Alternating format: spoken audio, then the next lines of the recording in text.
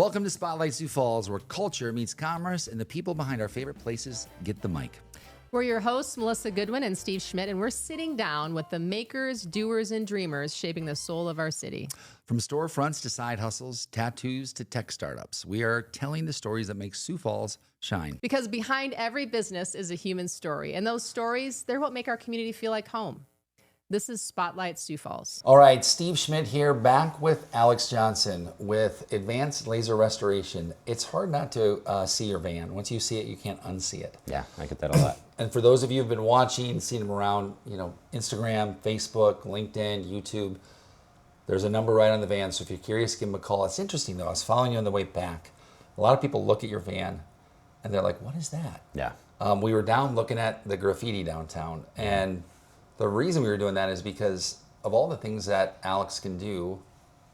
One that we didn't know and one that we didn't think of until we met you was that you can use laser restoration to get rid of graffiti. And I say get rid of because it's gone. You're not covering it up. Yep. That's on your mind. Talk to me about it. We were just downtown. What do you think is the biggest thing that kind of chaps your chives about that right now? Because you love good art. Yeah. The biggest thing is if you go downtown or anywhere in the city really, and there was graffiti there, you know it because it's patched with paint. There's a gray, box over the top of it, or a white box, and a gray box on top of it from multiple years of being painted. And it's everywhere. Once you start noticing it, you see it everywhere you go. That's true. That did happen to me today. I was like, I didn't know any of this really existed. I think it's a maintenance item that gets taken care of, but it definitely doesn't address the issue. I think it just replaces it with a different color paint. Yeah, it's true.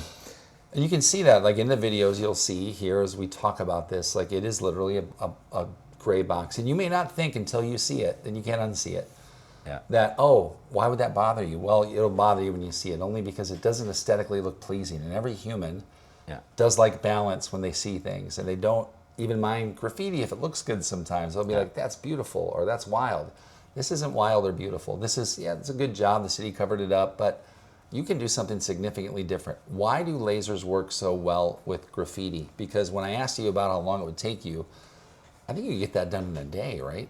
Yeah. When we do this sample here, you'll see how fast it goes. But the real benefit of using the lasers is getting all the paint out of the pits. Like a lot of the time, I think the reason why it's just painted over is because power washing removes whatever's on the surface, but it doesn't get the paint truly out of the concrete. In the pores. In the pores, all the pits, yep. There's still paint in there. And the hard part about removing graffiti traditionally is that the walls are very textured.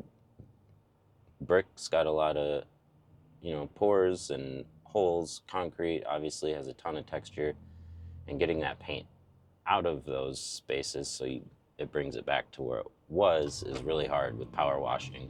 Sandblasting tears stuff apart. But my laser, it's light, so it gets into all those crevices and pits and vaporizes it all off really quick and cleans the surface while, I'm at it. It ablates it, it heats it up, vaporizes it, and it's fast.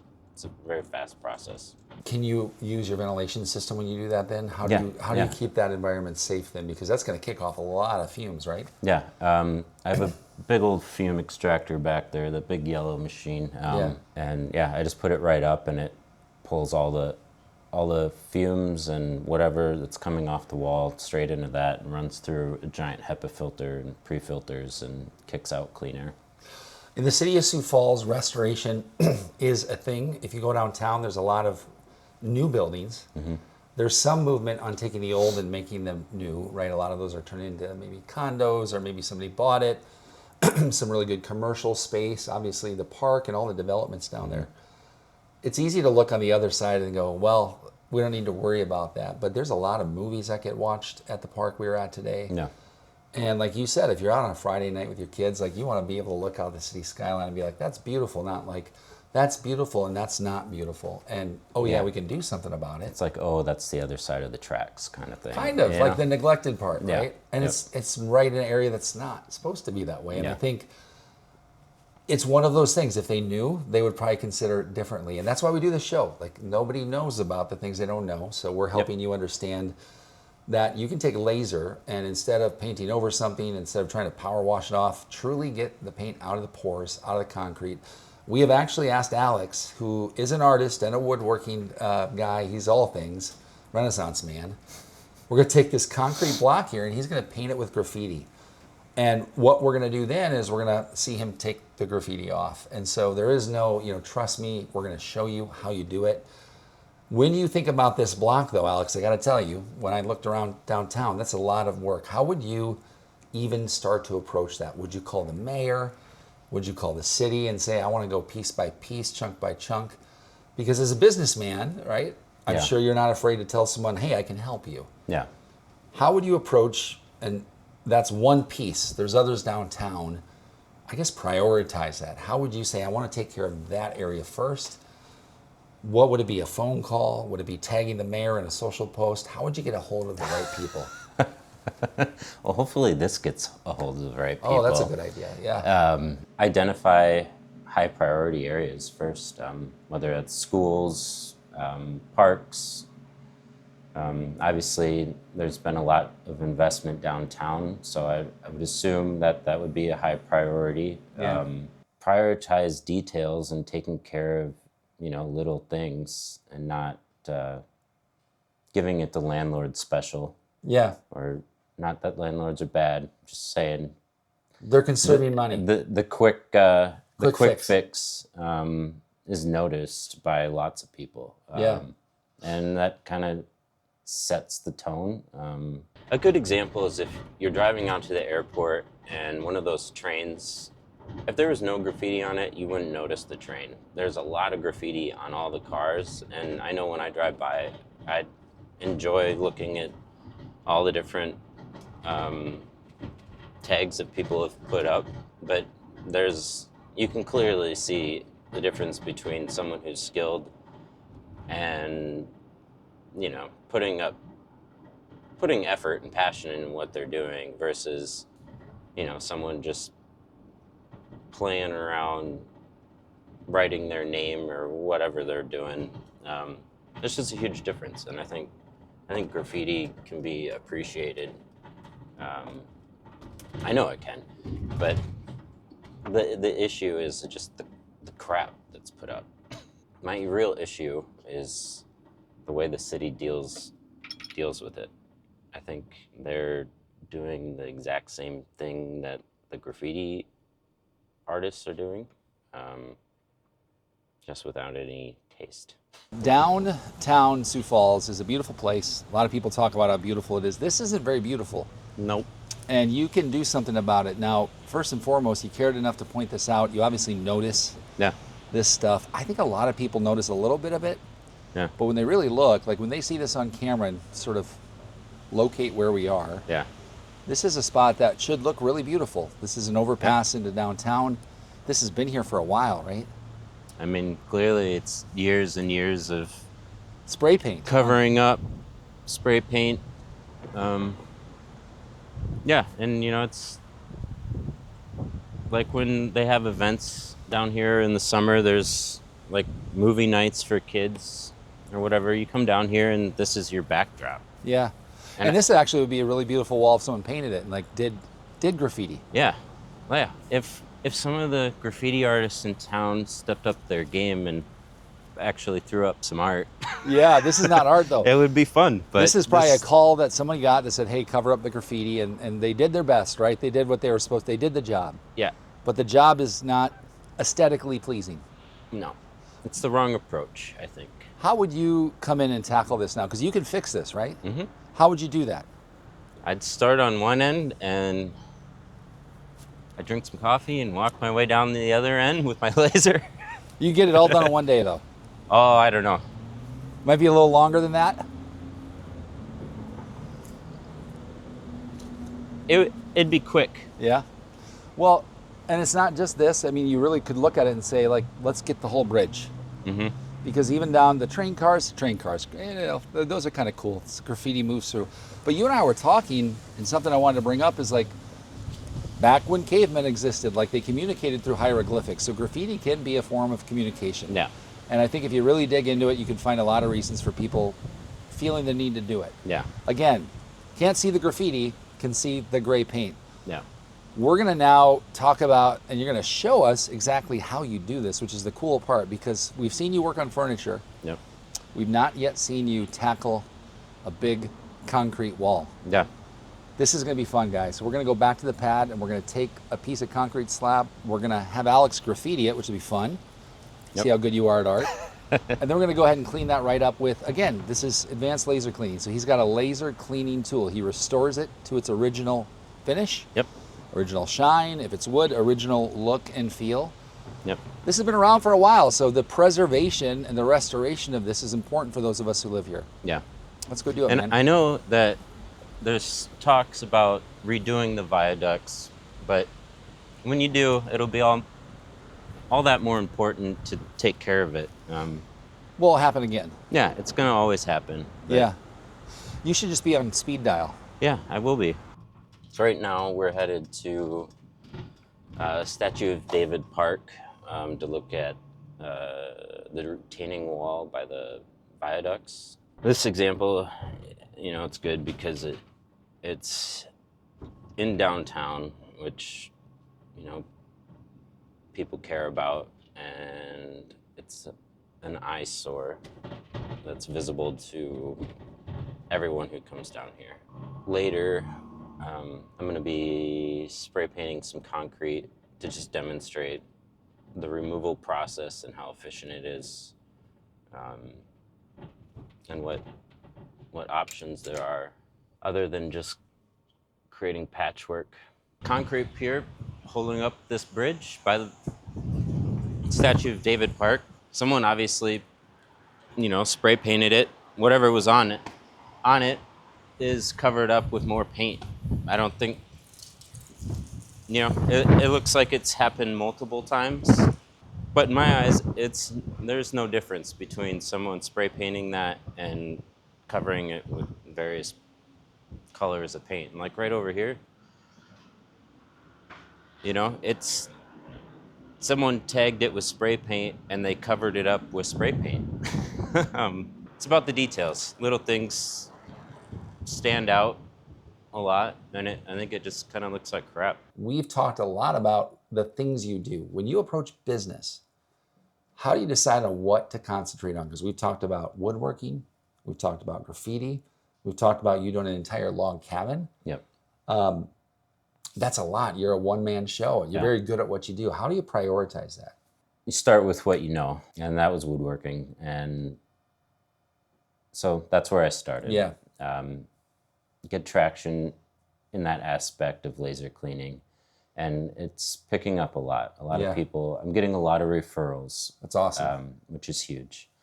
A lot of painters, you said, right? Yeah, a lot of painters are giving me referrals. So walk me through that. A lot of painters. Are you coming in and then restoring the old look instead of painting over that? What are they calling you for?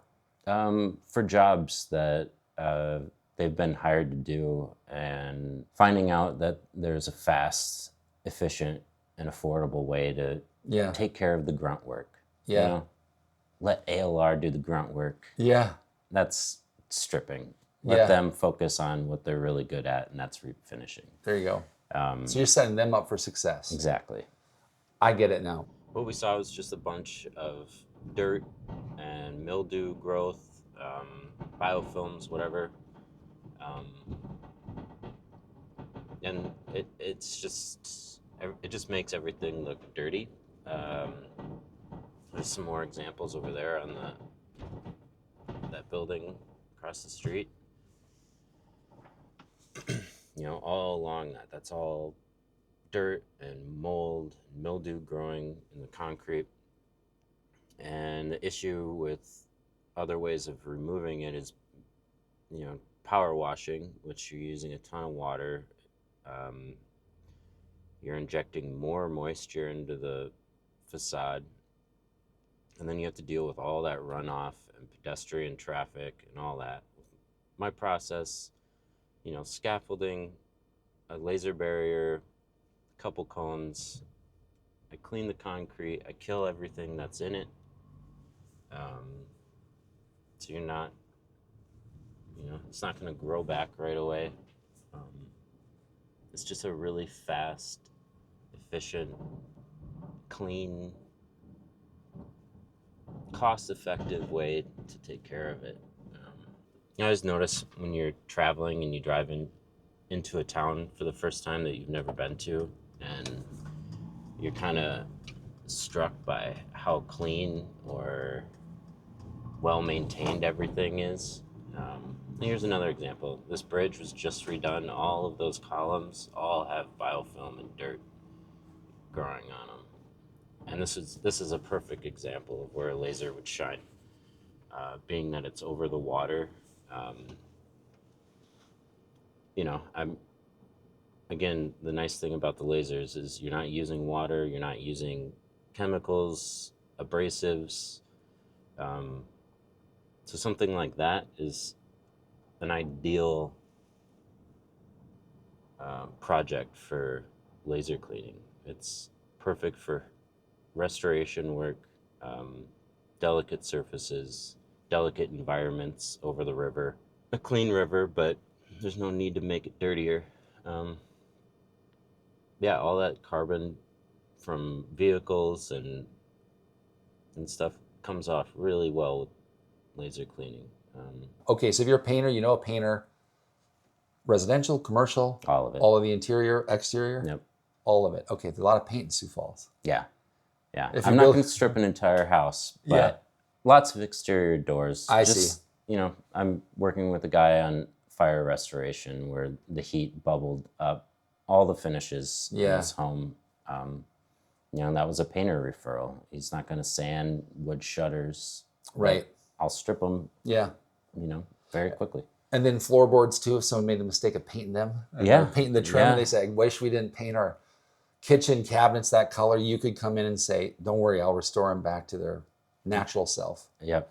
Or, I'm getting a lot of people with golden oak who want to update, or they have really dark stain. They want to lighten it. Has to be a natural wood surface though, none of the new cheap stuff. This has to be real wood, right? Yeah. Veneers are fine. The laser does great on veneers, so Okay. there's no worry about damaging. That's cool. Well, Well, the thin stuff. I'm okay if you damage this block and Yeah.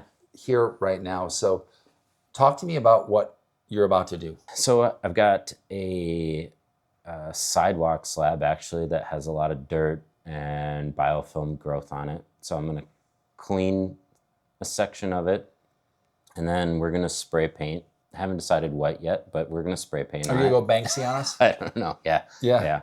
I don't have any stencils. I thought about getting an ALR stencil, but I don't know. That'd be cool. Yeah.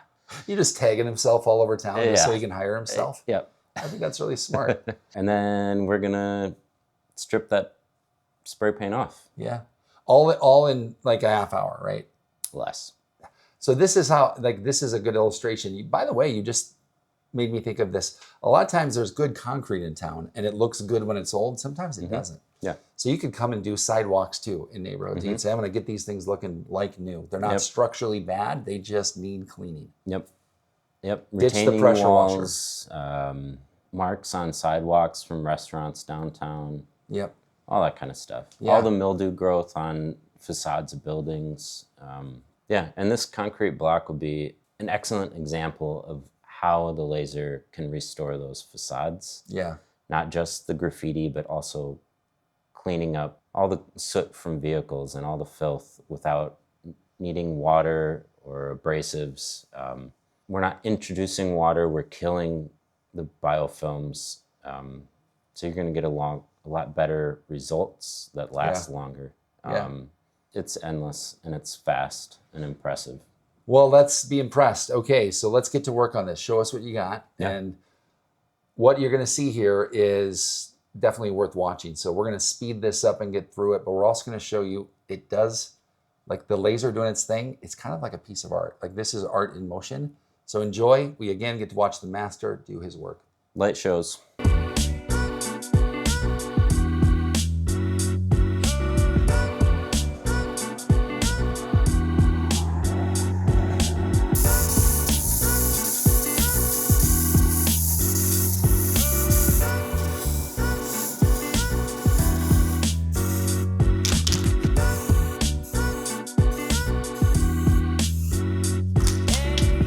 So here we have the dirty concrete, the concrete I just cleaned, and I just tagged ALR for advanced laser restoration. And then we're gonna demonstrate how it takes it off.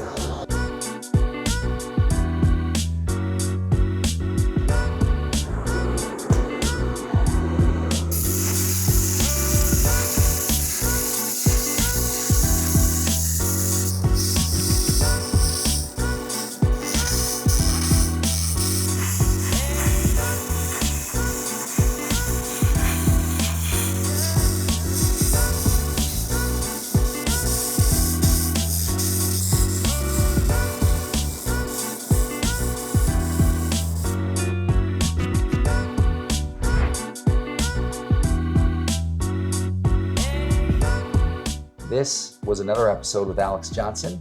Alex, any parting words of wisdom for our friends here who are now getting to know you on a semi-regular basis here?